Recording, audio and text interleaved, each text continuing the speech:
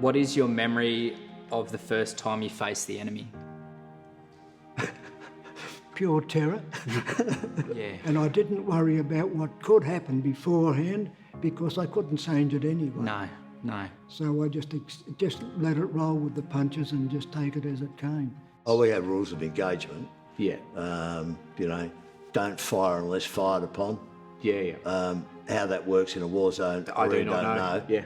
Would you want body bags or do you Somebody, want... what do you want, mate? somebody points a gun at you, you're not going to let them fire first. Yeah. What kind of weapons did you work with?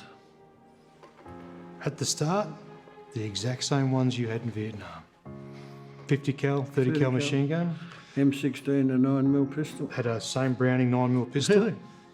We had the exact same vehicles, same guns, same everything. Because I was heavy weapons as well, so I did a lot of different sort of weaponry, and then also used the Bushmasters a lot.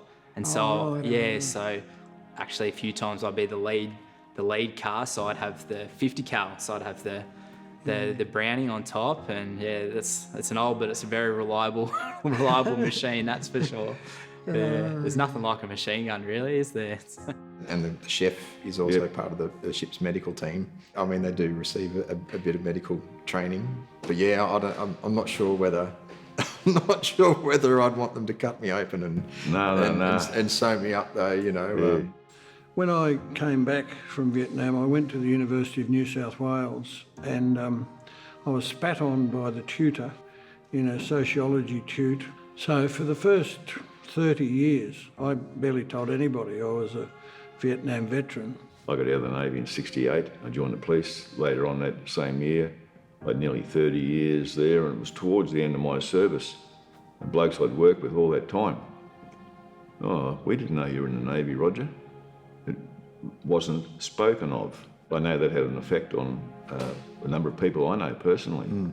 My dad said to me, the day I got home, he said, the best thing you can do is forget you ever went. In hindsight, that was probably not a really good piece of advice. But it was the advice of that generation. It was the advice of all those the Second World War veterans who came home and they didn't speak about it. So that was the experience that my father had. You know? And even when I left, because I only had 2 weeks off between leaving the full-time service and joining the police service, I didn't get a chance to really process that. I used to avoid Anzac days. I used to avoid anything where I might meet people that I served with because that's gone. I don't need to worry about that. The inability to process it is probably the major factor that leads to mental illness. Yeah, 100%, mate.